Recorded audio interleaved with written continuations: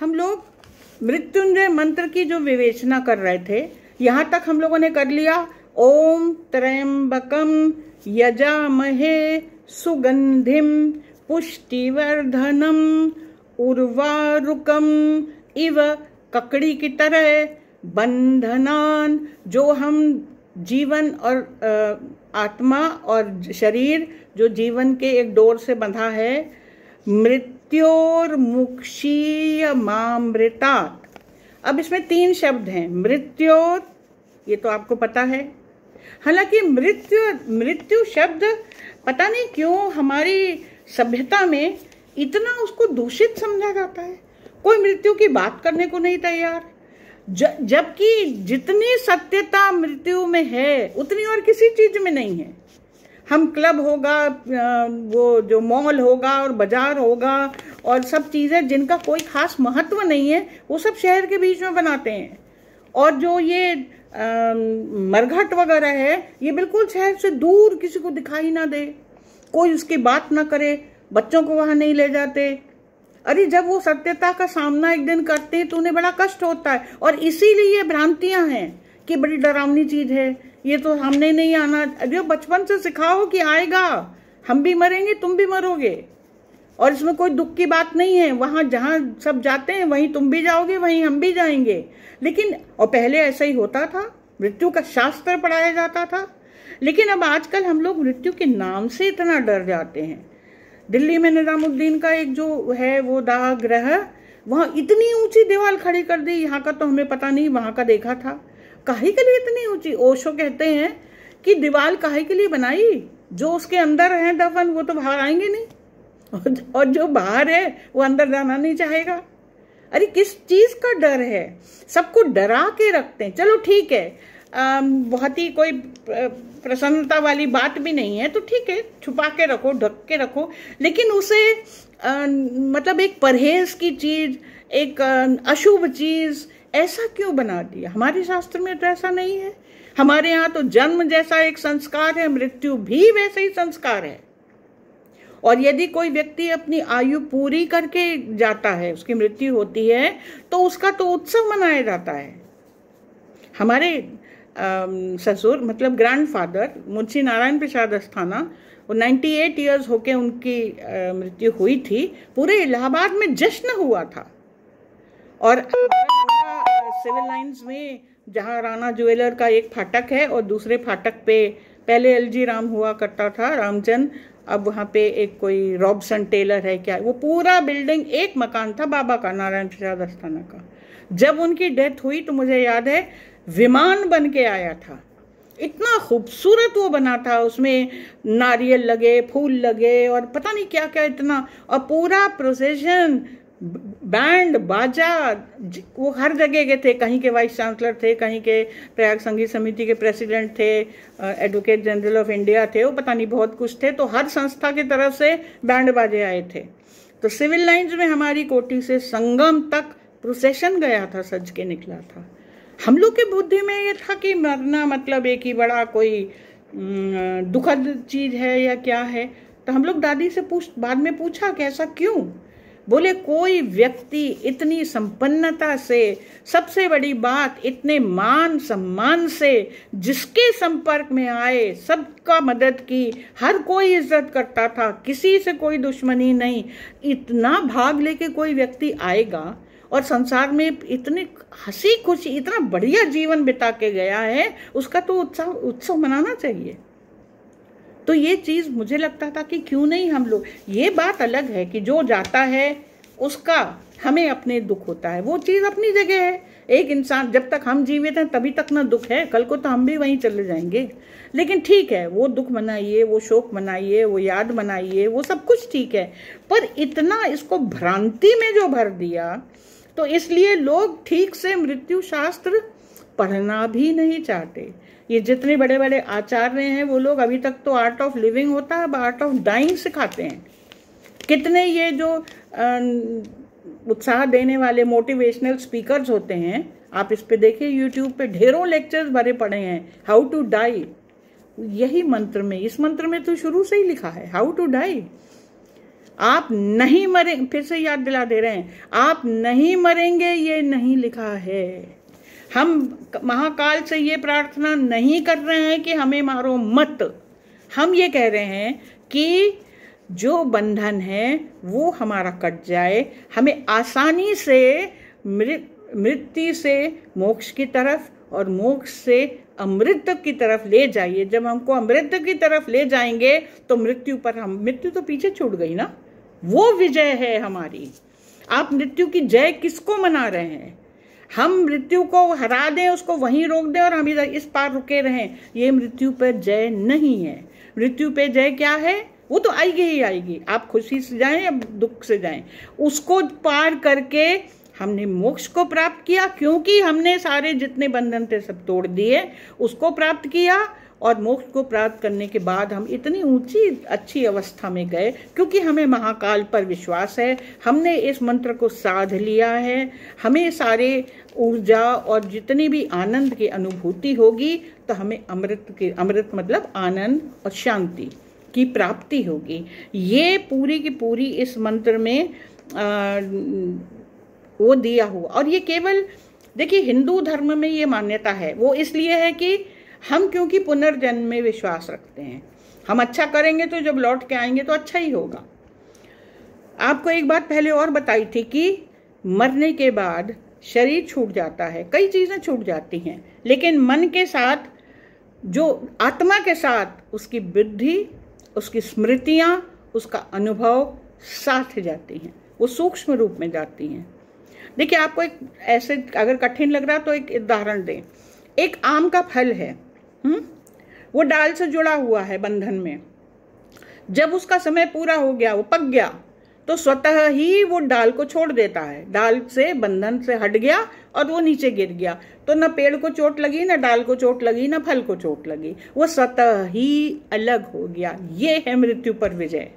वो स्वतः ही जब अलग हो गया, अब क्या हुआ कि या तो जो भी उसका हश्र होगा, कोई खा लेगा, कोई फेंक देगा, कोई जमीन में गड़ जाएगा, कोई जो भी हुआ, जो कुछ भी होगा, गूदा छिलका तो चला गया, उसकी जो गुठली है, जो बीज है, जैसे शरीर चला गया, मन चला गया, जो अहंकार है वो चला गया, लेकिन जो आत्मा है, जिसके अंदर की आपका स्मृतियां हैं, आपके अनुभव हैं, आपकी बुद्धि है, वो साथ जाएगा, जैसे वो गुठली है आपकी आत्मा के।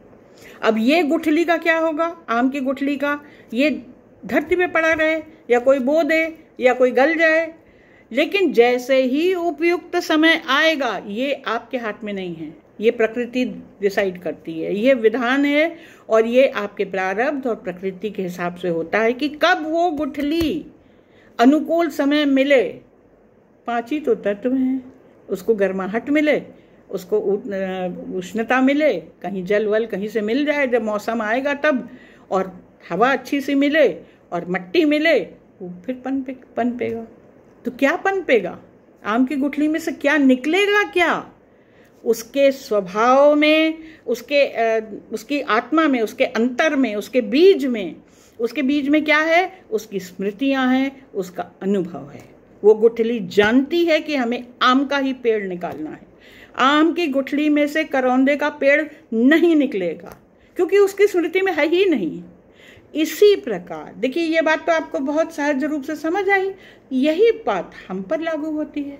हम जब यहाँ से गए, मृत्यु पर विजय उसको मानेंगे कि जब हमने उस मृत्यु को पीछे छोड़ दिया, उसको नकारा नहीं, उसको दुत्कारा नहीं, केवल पीछे छोड़ दिया, हम तो जीत के आगे बढ़ गए, और आगे बढ़ गए तो बढ़िया ही जगह जाएंगे। और जहां भी अगर अच्छे कर्म हैं तो, और अच्छी जगह जाएंगे तो क्या होगा? हमारी स्मृति में, हमारे बीज में, हमारी गुठली में, हमारे आत्मा के अंदर क्या है? हमारी स्मृतियां हैं, हमारे अनुभव, वो रहेंगे और वो जैसे हैं वैसे ही आगे फलीभूत होंगे।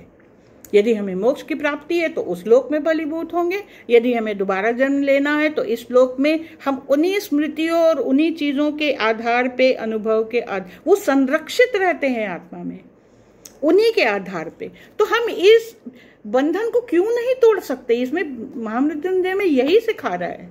आप कृपा करिए, आप बताइए, मृत्योर्मुक्षीयमामृतात्, मुझे मोक्ष दीजिए मृत्यु के बाद, और अमृत से मुझे वंचित मत रखिए, मुझे अमृत भी दीजिए। मतलब ये कि हम कोशिश तो ये करेंगे कि आनंदमय स्थिति में जाएं।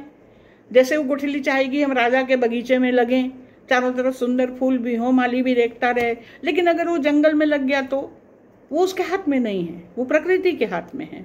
तो ऐसे ही आपकी चाहना जो भी हो, अच्छी चाहना रखिए।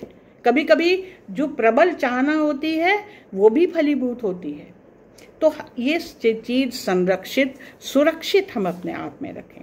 हर तो हिंदू धर्म से निकलने वाले, जैसे जैन धर्म और सिख धर्म हिंदू धर्म से निकले हैं, और जो बाकी धर्म जो हिंदू धर्म से नहीं पैदा हुए वो माने या ना माने। अब जैनियों में क्या होता है कि उनके यहाँ कहते उनका भी लक्ष्य मोक्ष है, मरने के बाद वो भी शरीर को जला देते हैं।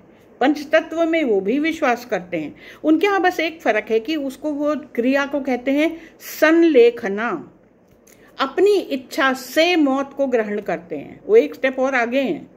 जब देख लेते हैं कि अभी हाल में उनके एक गुरु, क्या नाम थे उनका, तरुण सागर जी, बहुत विद्वान थे, कभी उनके सुनिएगा उनके भाष्य। तो बहुत ही जब वो मरणासन हुए, बीमार बहुत हुए, तो ये लोग संलेखना स्वयं कर लेते हैं। मतलब अब हमको जाना है, हम ये वो बंधन काट रहे हैं अपना, वो ये मंत्र नहीं बोलते, लेकिन आधार उसका यही है, हमको ये अपना बंधन काटना है। वो खाना पीना छोड़ देते हैं, 1 छोड़ा 2 छोड़ा 3 छोड़ा, जब तक मोक्ष नहीं, मृत्यु नहीं हो जाती, वो स्वयं ही मृत्यु को अपनाने लगते हैं। एक ये भी तो मृत्युंजय हुआ ना, मृत्यु के आघात से नहीं मरते, मृत्यु को के ऊपर सुविधा से निकल जाते हैं और दूसरी ओर मोक्ष की तरफ चले जाते हैं। सिख धर्म में भी यही होता है, क्योंकि सिख धर्म में भी हिंदू धर्म से निकला हुआ। ये सब धर्म भी मैंने हाल के बने हुए हैं, कुछ हजारों साल के हैं, सनातन तो नहीं है हिंदू धर्म की तरह, लेकिन वही पद्धति इन्होंने भी अपनाई है। सिख धर्म में मौत गुरु की कृपा से होती है, उसकी आज्ञा से होती है, उसकी मर्जी से होती है। तो जब गुरु ने पुकारा, आपने मान लिया कि मर्जी हो गई, तो जाना है, उसमें विरोध किस बात का है।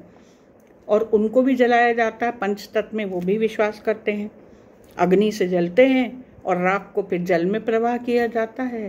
तो हमारा कहने का मतलब क्या कि हर धर्म, जो भी ज्ञानी है, जो भी धर्म ज्ञाता होगा, वो ज्ञानी ही होगा, वो धर्मात्मा ही होगा, वो सब शास्त्रों का समझने वाला होगा, उसके पीछे जो भी विज्ञान है उसको समझते हैं सब लोग। तो सारे लोगों की मान्यता वही है। हमारे यहाँ एक ये सशक्त मंत्र दे दिया है कि महाकाल, जो 2-3 बातें याद रखिए, अंदर से भीतर से वो इतने श्रृंगारिक हैं। वो इस क्यों श्रृंगारिक हैं? क्योंकि वो मृत्यु, महाकाल, काल का मतलब क्या होता है? समय।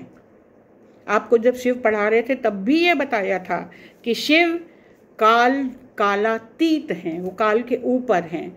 जब काल नहीं था, जब समय ही का कॉन्सेप्ट नहीं था, तब भी शिव तत्व था। जब समय आया तब भी शिव तत्व है। वो समय से ऊपर है, उनके लिए काल कोई मतलब नहीं रखता। तो जो इतना मतलब सब जगह है, जो स्वयं काल है और काल का काल है, वो चाहे तो समय को ही खत्म कर दे, महाकाल है, तो उसके हाथ में सब कुछ है ना। आप उस पर श्रद्धा रखिए। और ये वाला जब मंत्र जब आप जपेंगे तब आप खुद महसूस करेंगे आपकी 5 इंद्र, यहाँ तक कि इंद्रियां, इतना आंदोलन होता है। और कभी कभी किसी के घर में कोई समस्या होती है, केवल मृत्यु की बात नहीं है, यहाँ पे कोई दिक्कत हुई, कोई जागृता में कोई कमी आ गई, कोई उसूलों में कमी आ गई, कोई स्वास्थ्य के लिए तो खैर है ही है, ये खास उसी के लिए लोग इसको ज़्यादातर पूजा करते हैं। लेकिन किसी भी तरीके की चीज़ अगर वो करनी होती है तो उसके लिए मृत्युंजय का जाप कीजिए। और पूरा का पूरा जिसमें संपुट लगाना है वो किसी आचार्य से पूछ के, किसी श्रद्धावान से पूछ के, यदि कोई पंडित या कोई भी ज्ञानी कोई आपको बताता है, घर का बुजुर्ग, और कोई एक विशेष लक्ष्य हो तो उसको करिए। वरना जो मंत्र पढ़ना है और उसके लाभ आप देखेंगे, नियम से करिए 1 आध दिन, कुछ दिन बिना समझे करिए, समझिए मत, लेकिन अश्रद्धा मत रखिए। अरे इससे क्या होगा, बस गया, आधा काम तो वहीं खत्म हो गया, नहीं होगा फिर। कुछ लोग कहते हैं ना हमने तो पाठ भी बिठाया, कुछ हुआ ही नहीं। अरे कुछ होना क्या था, वो मर गया तो मरना, तो उसका मरना रोकने के लिए तो पाठ किया भी नहीं था, इसलिए किया था कि वो मृत्यु पर विजय पाकर आगे सुखद यात्रा करे। ये समझिए, आप लोग सब समझिए, और जो आपके संग हैं उनको भी सबको समझाइए, क्योंकि ये भ्रांति हो गई है कि हम महामृत्युंजय मंत्र करेंगे तो मरेंगे नहीं। नहीं, ऐसा नहीं होता।